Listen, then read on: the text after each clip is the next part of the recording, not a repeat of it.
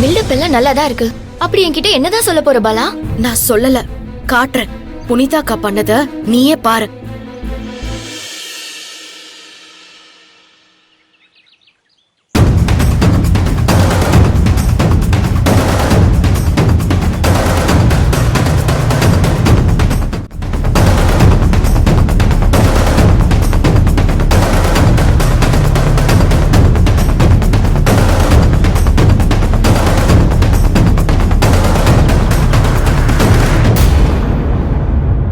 நானும் உங்க கூட கடையில தானே இருந்தேன்.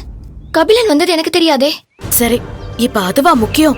புனிதாக்கா அம்மா செலக்ட் பண்ண அந்த புடவைய எடுக்காம அந்த கபிலன் செலக்ட் பண்ண புடவைய எடுத்திருக்கா. அதுக்கு என்ன அர்த்தம்? புனிதாக்காக்கு எவ்வளவு தைரியம் இருக்கணும்?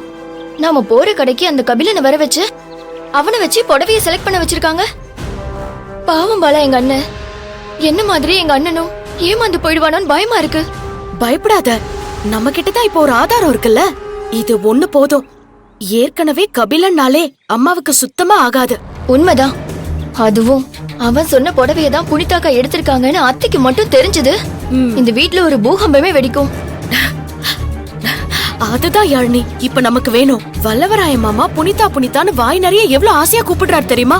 அக்காவையே சுத்தி சுத்தி வராரு தெரியுமா? இப்ப நடுவுல இந்த கபிலன் யாரு? கரெக்ட். கபிலன்லாம் ஒரு ஆளா? எனக்கு ஆரம்பத்துல இருந்தே அந்த குடும்பத்தை பார்த்தாலே பிடிக்காது. இந்த புனிதாக்காவும் எப்ப பார்த்தாலும் என் அண்ணனை மட்டை தட்டிட்டே இருக்காங்க. இதெல்லாம் எதுக்குன்னு இப்பதானே தெரியுது. நீ வா, நாம உடனே போய் அத்தை கிட்ட இந்த வீடியோவை காட்டுவோம். இன்னையோட அந்த கபிலன் சாப்டர் க்ளோஸ். நீ வா போலாம். யாழ்னி ஒரு நிமிஷம். சும்மாவே அம்மா என்ன ஏதாவது சொல்லிட்டே இருப்பாங்க. இதுல இந்த வீடியோவை நான் தான் எடுத்தேன்னு சொன்னா நான் தொலைஞ்சேன்.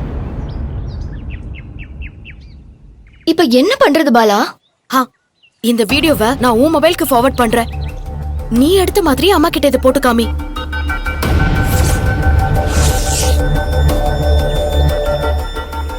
அதுவும் சரிதான் பாலா. இந்த வீடியோ வச்சு அந்த புனிதாவை ஒரு வழி பண்ணாம விட மாட்டேன். நீ எதுக்கும் பயப்படாத. அத்தை கிட்ட நீ தான் இந்த வீடியோவை எடுத்தேன்னு காமிச்சுக்க மாட்டேன். தேங்க்ஸ் யாழ்னி. நீ போய் இப்பவே அம்மா கிட்ட இந்த வீடியோவை போட்டு காமி. இன்னைக்கு இருக்கு அந்த புனிதாவுக்கு.